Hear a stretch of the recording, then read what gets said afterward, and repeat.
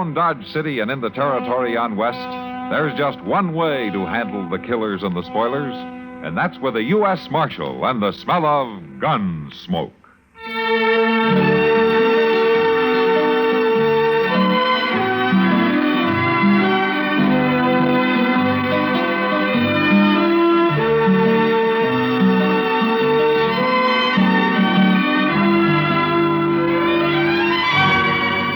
Gunsmoke, starring William Conrad. The story of the violence that moved west with young America. And the story of a man who moved with it. I'm that man. Matt Dillon, United States Marshal. The first man they look for and the last they want to meet. It's a chancy job, and it makes a man watchful. And a little lonely.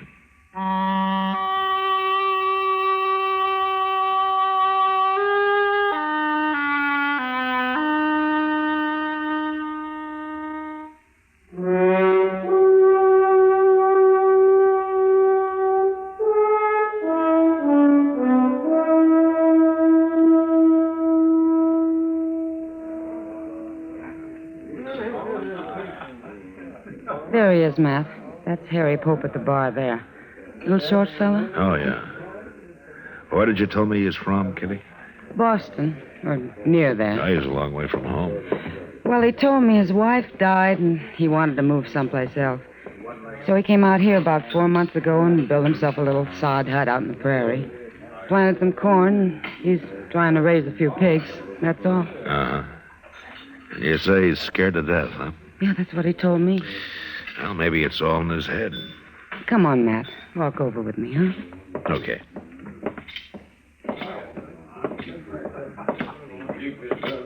Hello, Miss Kitty. This is Marshal Dillon, Harry Pope. How are you, Mr. Pope? Well, nobody ever called me Mr. Marshal. No? All right. Kitty here tells me that you've been kind of worried lately. Well, it's the Indians, Marshal. They come scratching around at night, and they hoop and holler some, too. Uh-huh. Tell me, do they do this every night? No, sir, but maybe once a week they do. Uh-huh. What makes you think they're Indians? Well, I can hear them, that's why. I got a good stout door, or they'd have been in on me long ago. Look, Harry, if what you'd been hearing was Indians, you'd have been done for a long time ago. Indians just don't scratch around at night, and they don't come whooping and hollering either. Now, you probably heard talk about Indians, and you're scared of them, and well, it's probably your imagination that's done the rest of it. No, sir, they're Indians, all right. They're right there. I can hear them talking. Then why don't you shoot them? Well, I don't have a gun. Well, then maybe you better get one. Man needs a gun out here. But if I kill any of them, don't you think they'll go after the whole tribe? No, Harry, I don't think they will. Well, all right, Marshal, I'll try it. I'll get me a gun today.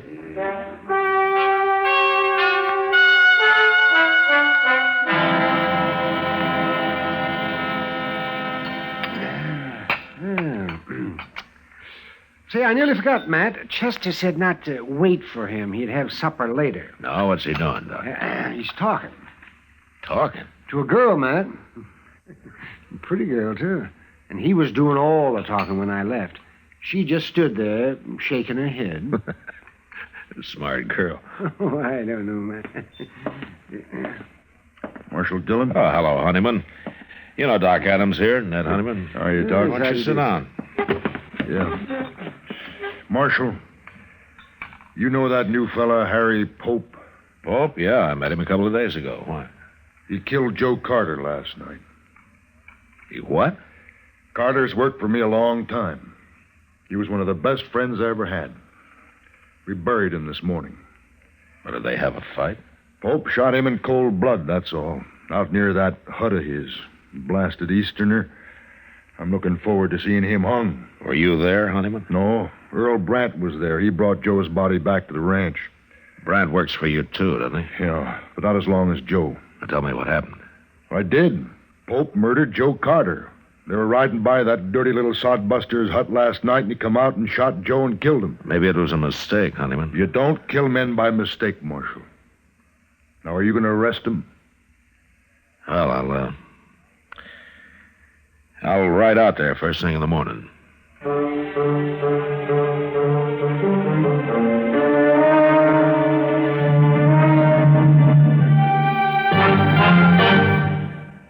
Another visit with Joe and Daphne Forsythe. Joe?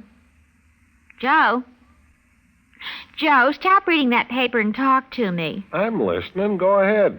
Well, I was talking to Mrs. Snyder today. You know, she's the one whose boy had 31% less cavities. Uh-huh. Well, she thinks that we should buy bigger savings bonds. Uh-huh. She says that when people can afford it, it makes more sense. Oh, she says there are a lot of different denominations. They start at $25, but then there are $50, $100, $200, and even $500 bonds. Is that so? And then with the ones we've already bought through the payroll savings plan, we'd have quite a nest egg. Uh-huh. Are you listening to me? Uh-huh. Did you know that the total accumulated compounded semi-annual interest of the Series E savings bond will amount to 93 3/3% of the original purchasing price? Uh-huh. I thought so. Joe, what did I say? You said that United States savings bonds are a safe, easy way of investing. I did. That they help guard our country's freedom. And? They're the best investment in America's future. I said something else, too. Oh, yeah. You said that the total accumulated compounded semi-annual interest of the Series E savings bond will amount to 93 1/3% of the original purchase price. Well, now, how did you do that? Husband's trade secret.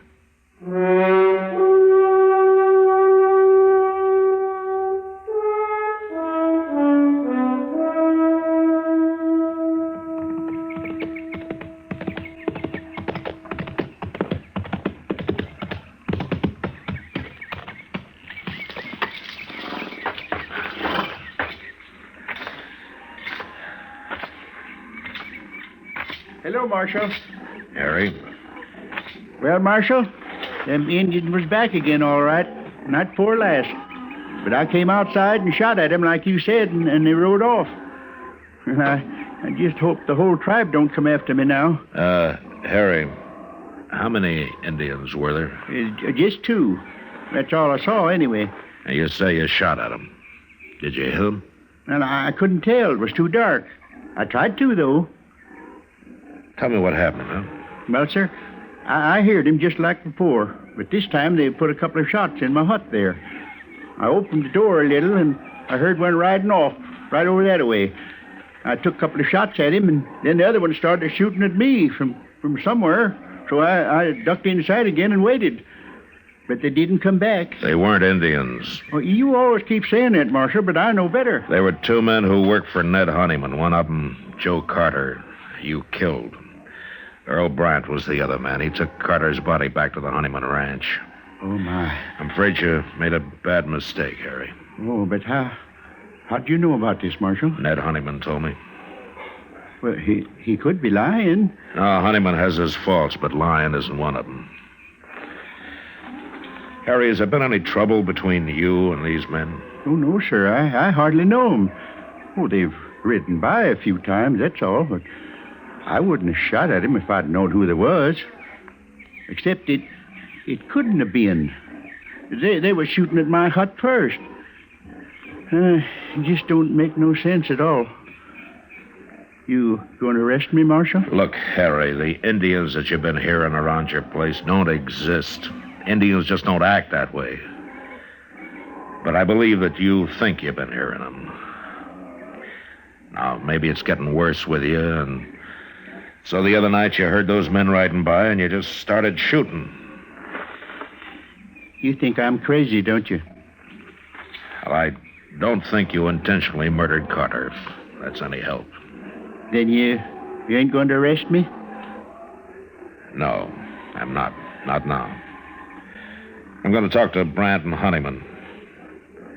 But in the meantime, don't get scared and try to run, Harry. Because you wouldn't get very far. All right, Marshal.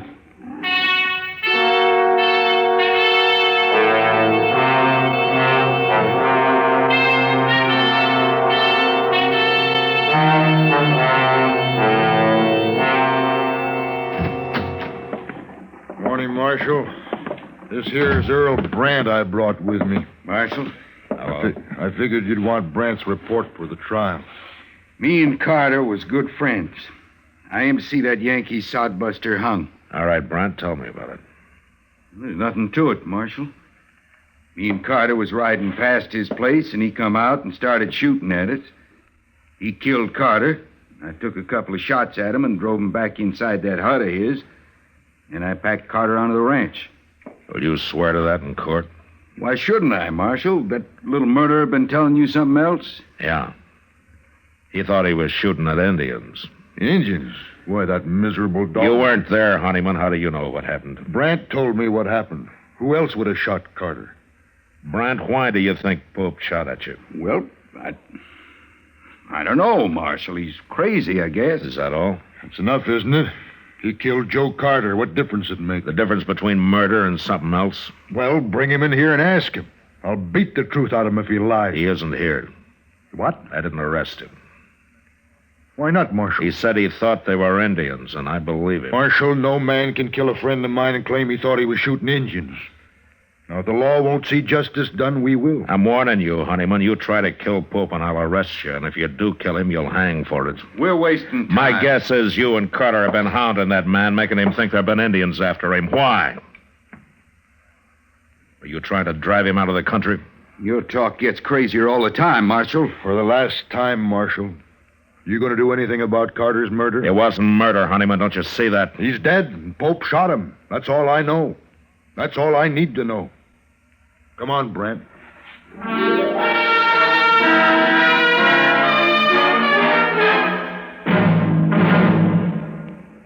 Another visit with Joe and Daphne Forsythe. Hey, honey, I'm home. Daphne. Drop dead. Uh-oh, what's the matter, honey?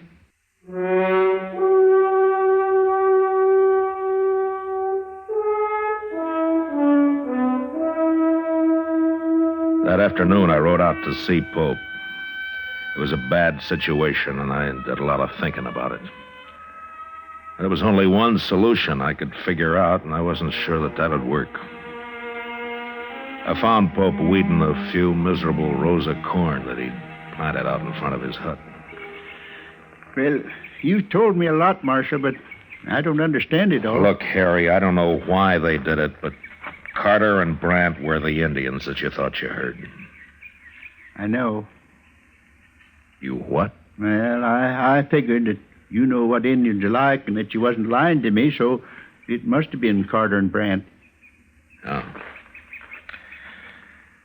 Look, Harry, Honeyman and Brandt want you arrested. They're threatening to take it into their own hands. I see. Listen, you're not going to like this, but... well, it'd be better if you left here. Now, it isn't your fault, but you got enemies now, and you'd be a whole lot safer somewhere else. No, I won't leave. Let him come. I'll fight it out with him. It'll just mean more bloodshed. And like you said, Marshal, I ain't done nothing wrong. The man's got a right to defend himself. I know. But you won't have any peace here. I won't leave, Marshal. All right, Harry. But think it over anyway, huh? I have. I'm sorry about this. Thank you, Marshal. So long. Goodbye.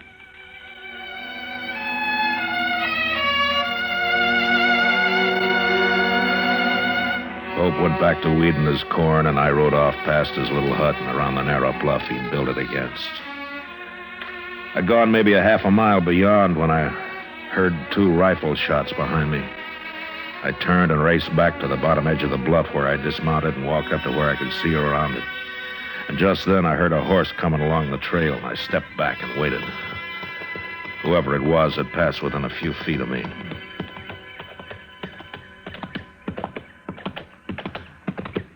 Brandt, hold it! Don't shoot. Just keep your hands up.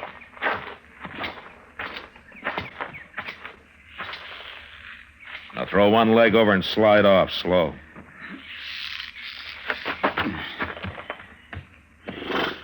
How long you been here, Marshal? Turn around.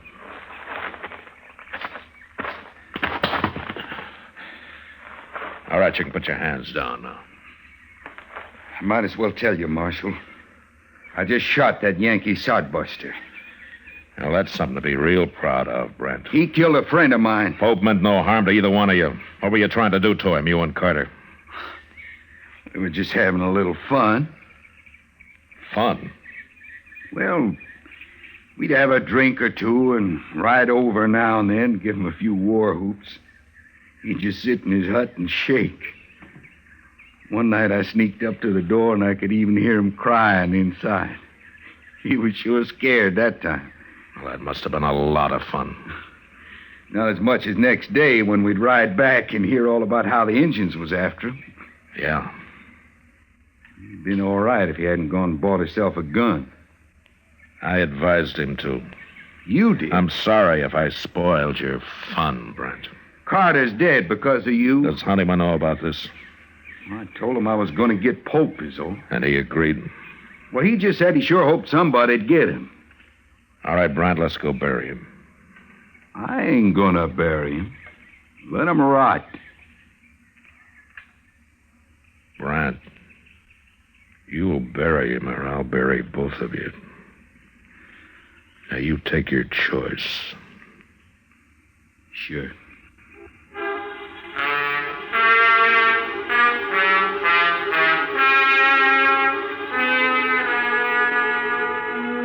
It was too late to try to teach Brant anything, but Ned Honeyman was a different matter. I wanted to be sure he understood what really happened. Otherwise, he'd spread the word against me and against the law, and there were a lot of men who'd be glad to listen to him. We buried Pope near his little hut and then rode on into Dodge. I kept off Front Street and rode up to the jail from the rear. Chester told me Honeyman was up at the Long Branch. So after Brant was locked up, I went on to the saloon.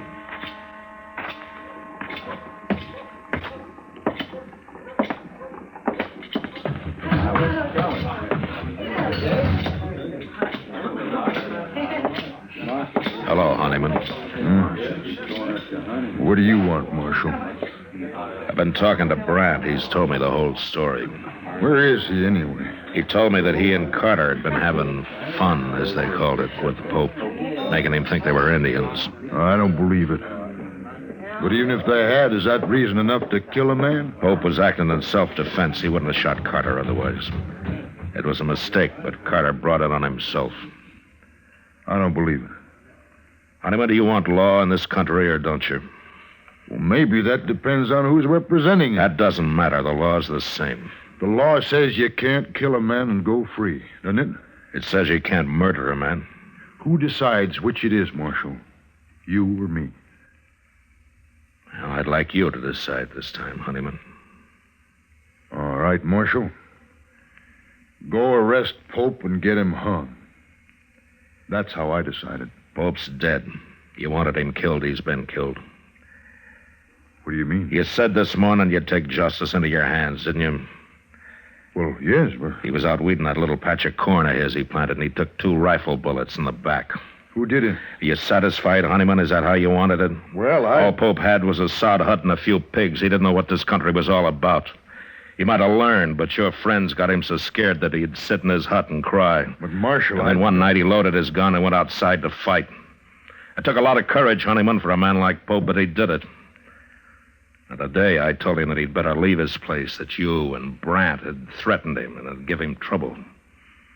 What'd he say? He said he wouldn't go. He said he'd stay and fight. He didn't get a chance to fight. What's a man like Pope know about protecting himself? Brant Shot him in the back twice. And all Pope had in his hands was a hoe. Marshal, I don't know what to say. Brant's in jail. I'll see him tried for murder, and he'll be hung. I guess I'm as guilty as he is. You could have stopped it, but you encouraged it. You wanted justice done, Honeyman, and fast. I didn't understand. You didn't take time to. The law was too slow for you. Well, the law's new out here, Honeyman, and sometimes I think the only time people want it's when it seems to act the way they'd act themselves if there weren't any law. But it won't work that way. According to the law, you're right or you're wrong, you're guilty or you're not guilty.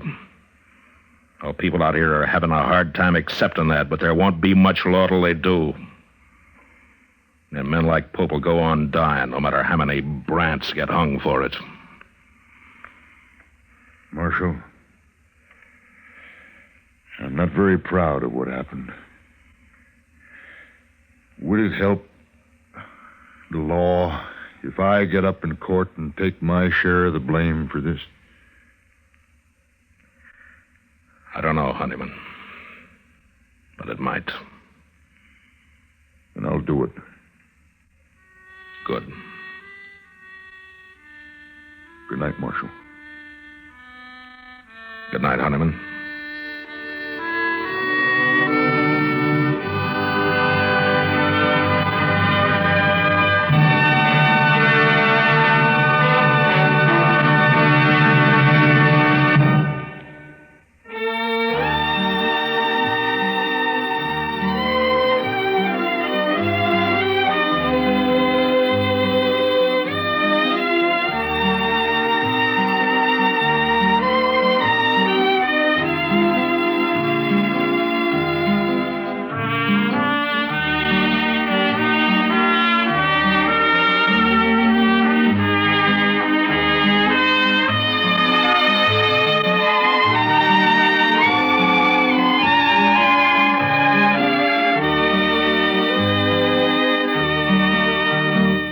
Gunsmoke. Produced and directed by Norman Macdonnell, stars William Conrad as Matt Dillon, U.S. Marshal. The music was composed and conducted by Rex Corey.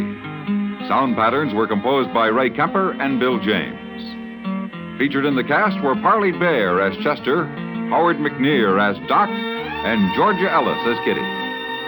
George Walsh speaking.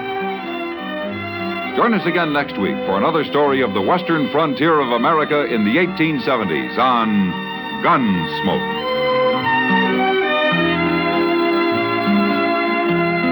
This is the United States Armed Forces Radio and Television Service.